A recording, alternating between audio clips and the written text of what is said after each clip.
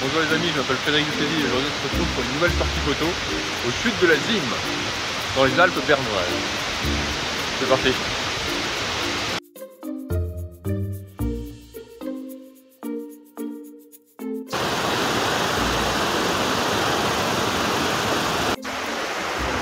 Alors ça va être un peu bruyant, j'espère que vous allez m'entendre. J'essaie de parler fort. Bon alors, le défi aujourd'hui, ça va être de photographier ces chutes. Et évidemment, on inclure un premier plan. Alors il est 6 h du matin.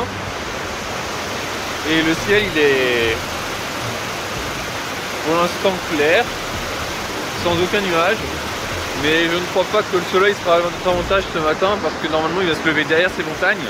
Donc du coup les cascades elles seront éclairées que très tard dans la matinée où je serai déjà parti.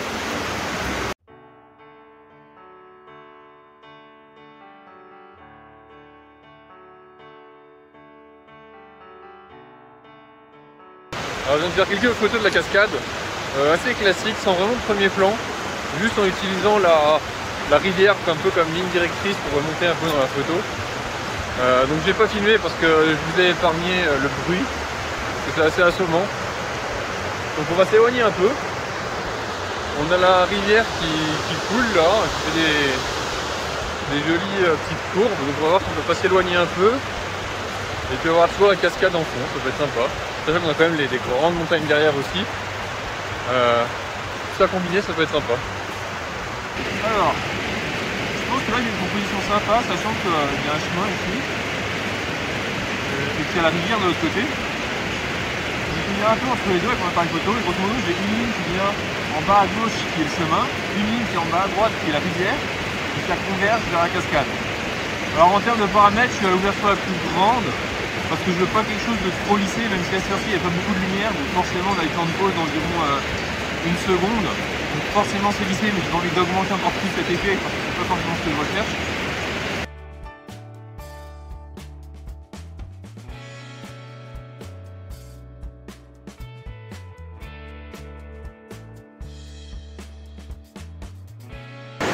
Alors, on a une petite touche de fleurs violettes qui est au bord de la rivière.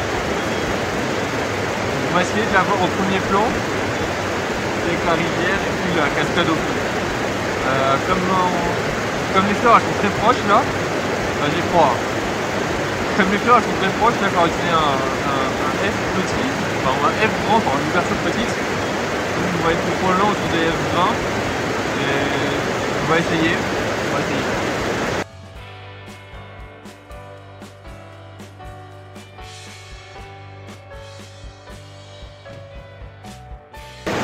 Forcément à F20 il faut beaucoup plus de lumière, donc le temps de pause c'est allongé.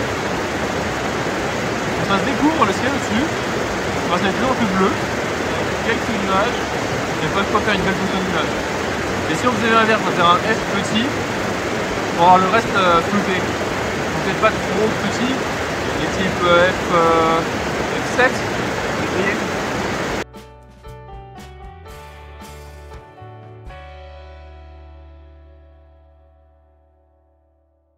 Alors je viens de tenter plusieurs photos que je vais vous montrer en même temps ici là.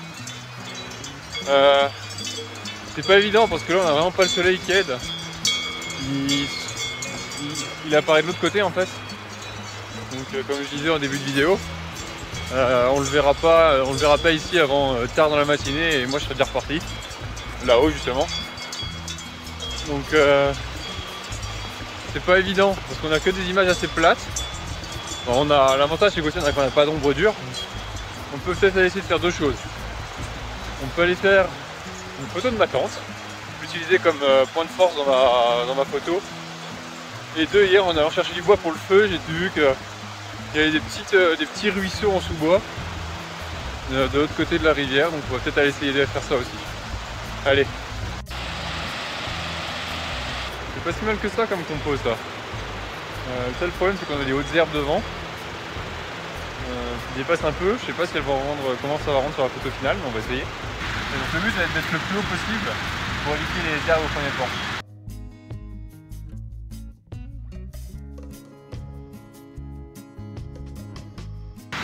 Ok, dans notre cas présent, on va aller mieux se reculer un peu et zoomer un petit peu. Bon, je ne vais pas beaucoup zoomer, je suis à 35 mm, c'est pas énorme. Et ça permet de rapprocher la fontaine et enfin la fontaine, de rapprocher la cascade et la tente un peu artificiellement. Ça va le mettre à peu près, ça va le mettre un peu plus sur le même plan.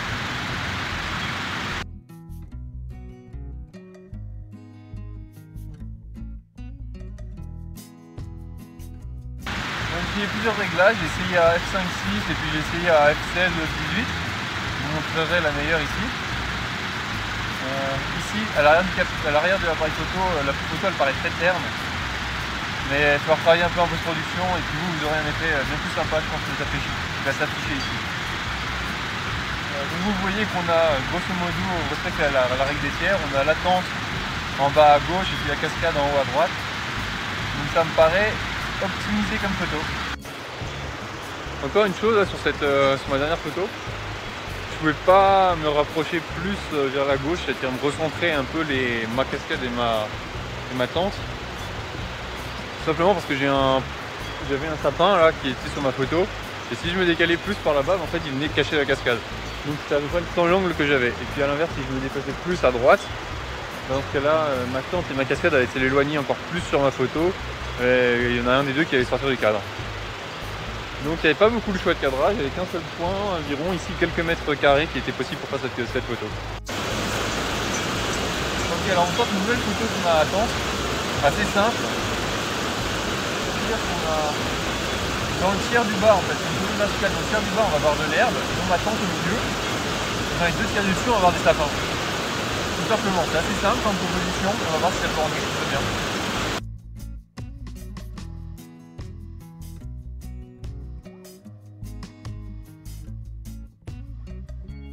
Je me suis déplacé un petit peu en sous-bois et en fait c'est quasiment un marécage, c'est vachement humide, c'est-à-dire qu'il y a plein de mousse, de fougères, de champignons et encore plein de petits ruisseaux qui ruissellent partout. En fait de l'autre côté de la montagne il y a un glacier et toute cette eau qu'on a pu voir là elle sort du glacier, elle est bien gelée d'ailleurs. Voilà, donc on va voir si on peut trouver des éléments type des petits champignons ou la mousse, des fougères, etc. Là on a des champignons par terre qui pourraient être sympas mais ils sont déjà complètement bouffés. On va peut-être trouver quelque chose d'autre. Mais j'ai confiance, on va essayer. Alors, on a un gros champignon ici. Et juste manger de façon ronde à un seul endroit.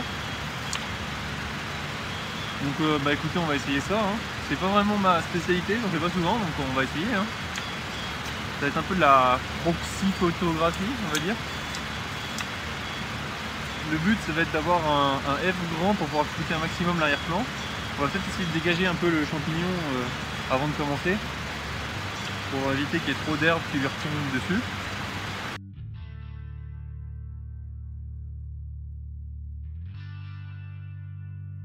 Je vais laisser quand même un peu de verdure devant.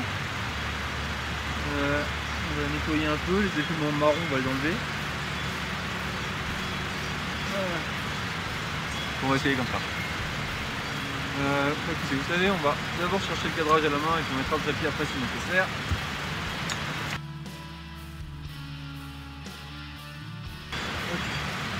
On va essayer de faire quelque chose un peu créatif. Mais je vais vous avouer que je sais pas trop comment faire. Je crois que le trépied va être trop de toute façon, donc il va falloir que je me vautre par terre. Je suis plutôt content, ça fait des belles couleurs en fait de vert.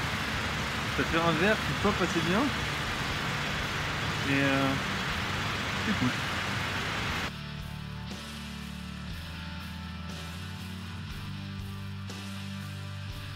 Par contre, comme je le fais à la main, je suis pas sûr qu'elle soit toute nette.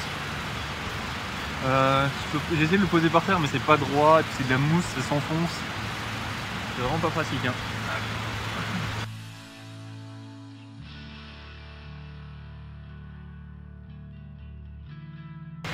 Bon bah écoutez, je sais pas si on aura une de bonne. On verra. Bon, c'est à peu près la seule photo que j'ai réussi à faire dans cet endroit un peu boisé. C'est vrai que je suis pas un grand spécialiste et que c'est toujours un peu compliqué dans ces endroits parce qu'il y a beaucoup de, il y a beaucoup de choses, donc c'est toujours pas évident d'isoler un seul élément qu'on veut photographier. Bah écoutez, sur ce les amis, cet épisode se finit. Alors vous voyez, on est vraiment dans le cas d'aujourd'hui, on était vraiment dans un coin magnifique, dans les Alpes bernoises, c'est vraiment magnifique, ces cascades et ces roches, etc., cette rivière. Mais à prendre en photo, c'est pas forcément très évident, parce que déjà la lumière, bah, elle est inexistante. Il fait jour, mais le soleil, on ne le verra pas encore avant d'ici 1 ou 2 heures probablement. Donc quand on a une randonnée prévue, bah, on ne peut pas attendre 10 h du matin. Et puis donc aujourd'hui, je vais monter tout là-haut. Normalement il y a encore quelques lacs, donc s'il y a des photos sympas, je vous les montrerai après. Si vous avez aimé cet épisode, bah, écoutez, je vous invite à d'abord regarder les anciennes que j'ai faites. Il y aura le développement des photos sur Darktable d'ici quelques jours qui sera mis en ligne également. Et puis n'oubliez pas, bah, si vous aimez les vidéos, abonnez-vous si ce n'est pas déjà fait, mettez un pouce bleu et puis surtout partagez-les, ça permet de les faire connaître, donc c'est cool.